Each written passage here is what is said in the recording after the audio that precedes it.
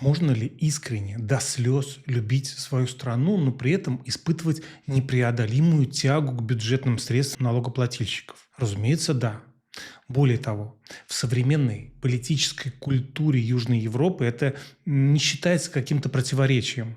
Это называется активной гражданской позицией и развитием государственно-частного партнерства. Перед нами разворачивается великолепный, почти шекспировский по своей драматургии парадокс.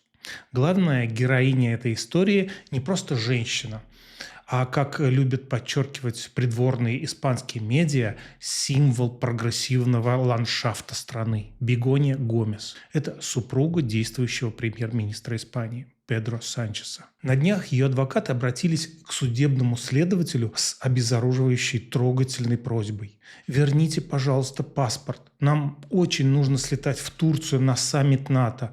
Ну а оттуда в Лондон посмотреть, как ребеночку вручают диплом». Тайминг горит. Международный престиж королевства якобы поставлен на карту. И как же поступает в этой ситуации закон? Тот самый закон, который, если верить пламенным речам ее же мужа, одинаков для всех. Судья Хуан Карлос Пейнадо делает вещь абсолютно гениальную в своей простоте. Он не устраивает скандалов, он не пишет гневных отписок, он просто закрывает свой кабинет, берет отпускной лист и уезжает на заслуженный летний отдых, оставив заявление первой леди томиться на пустом рабочем столе. Но пока судья наслаждается заслуженным отдыхом, его временно замещающий коллега все-таки заглянул в это заявление и вынес вердикт, который превратил бюрократическую сиесту в изощренное политическое унижение.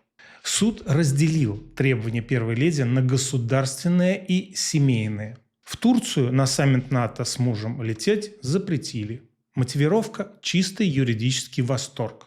Турция не входит в пространство ЕС, а сама Бегонья приглашена туда из вежливости и никакой официальной роли там не играет. Зато в Лондон на выпускной ладно, лети, но на условиях, от которых в Монклоа до сих пор скрежещут зубами. Паспорт выдали всего на пару дней, а сразу после возвращения в первый же рабочий день она обязана лично явиться в суд и сдать документ обратно в сейф следователя. Но давайте сбавим градус восторгов.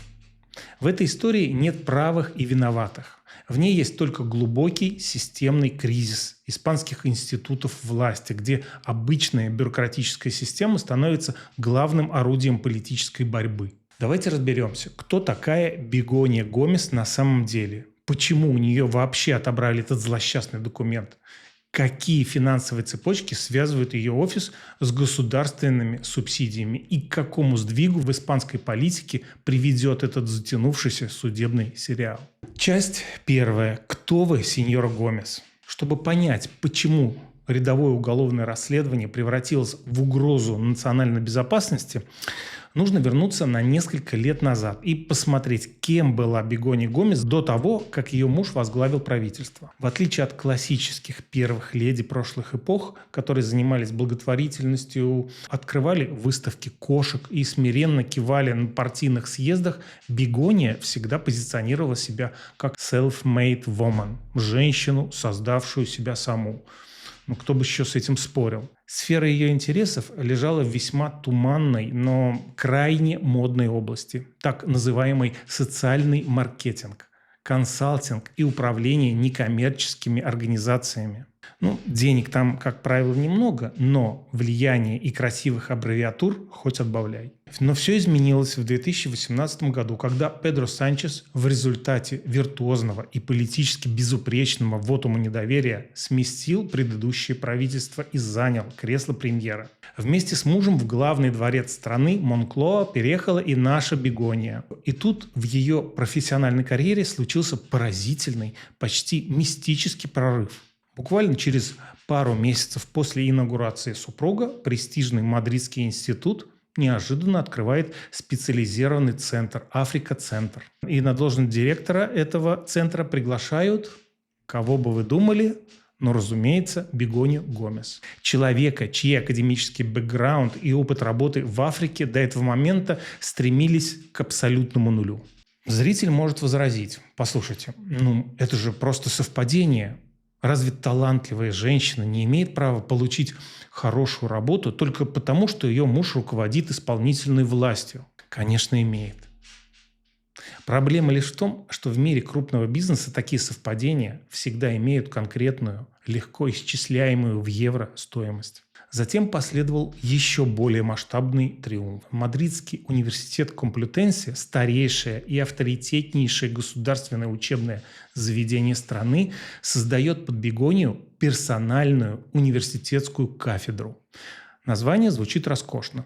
Трансформация социальных связей и конкурентоспособность. Уникальность ситуации заключается в том, что у самой сеньоры Гомес на тот момент не было даже законченного официального высшего образования университетского уровня. Только лишь диплом частной школы маркетинга. Но для руководства государственного вуза это не стало препятствием. Ведь когда на визитке написано «Жена премьер-министра», правила аккредитации профессуры приобретают удивительную, почти каучуковую гибкость.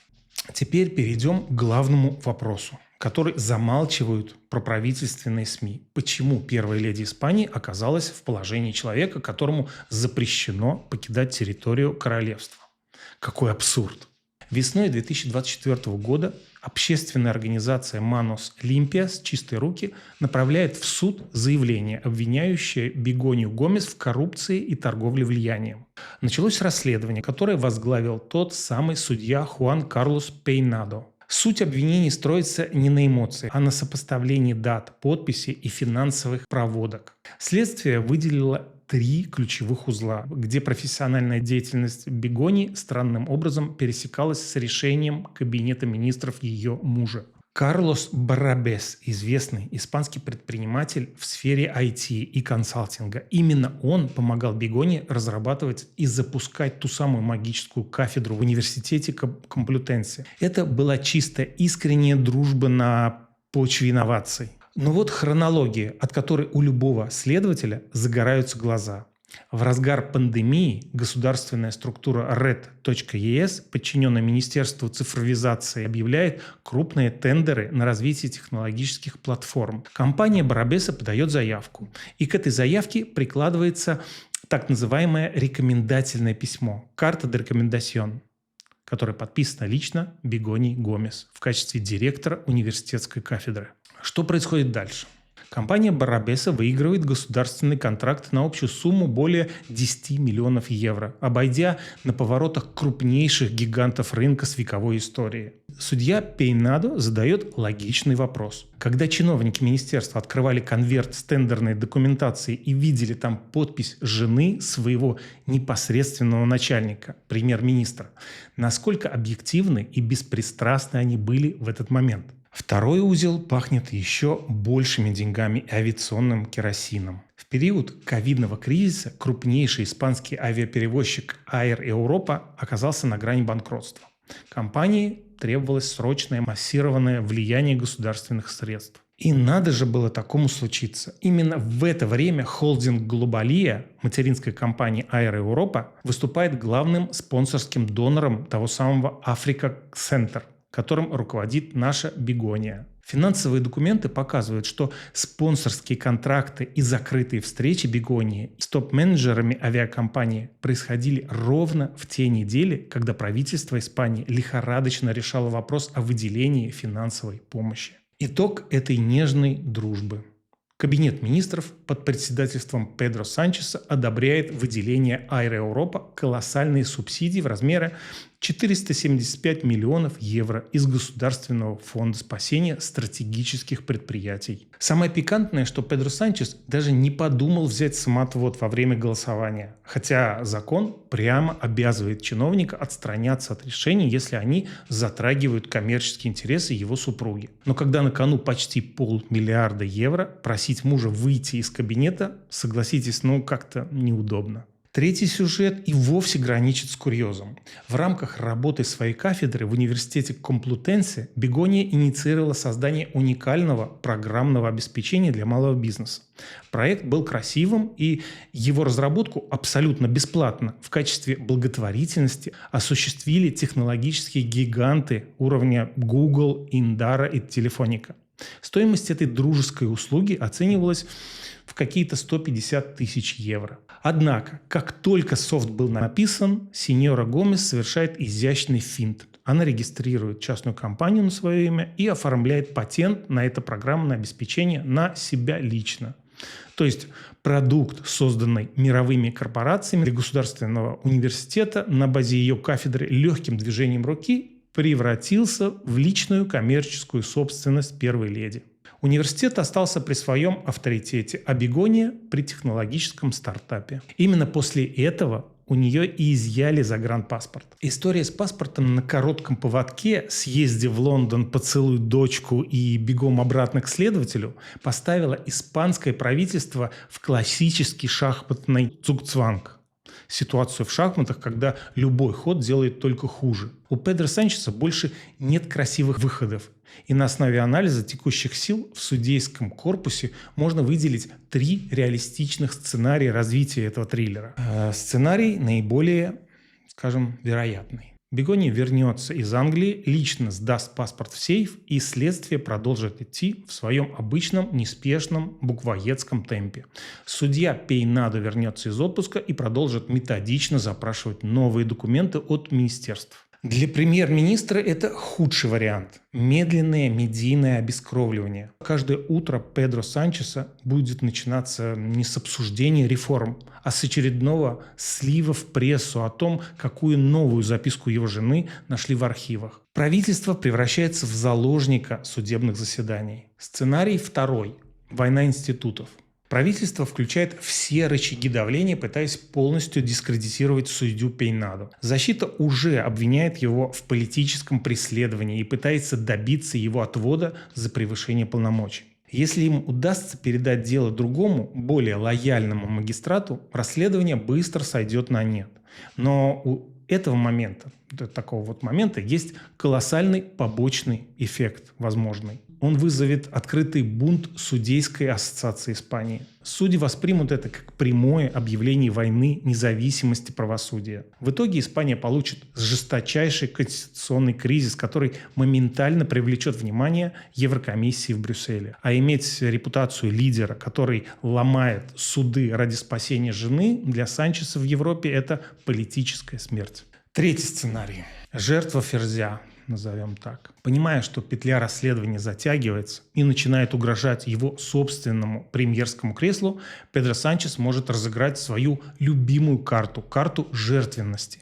Мы уже видели демо-версию этого сценария, когда Санчес неожиданно уходил на 5 дней на «перерыв» в кавычках, чтобы подумать, стоит ли ему оставаться на посту ради любви к жене. В случае реальной угрозы передачи дела Бегонии в суд присяжных Санчес может пойти ва-банк, объявить о распуске парламента и назначении досрочных всеобщих выборов. Он превратит судебный процесс над супругой в главный лозунг избирательной кампании. Или голосуй, или... А нет, это в другой стране было.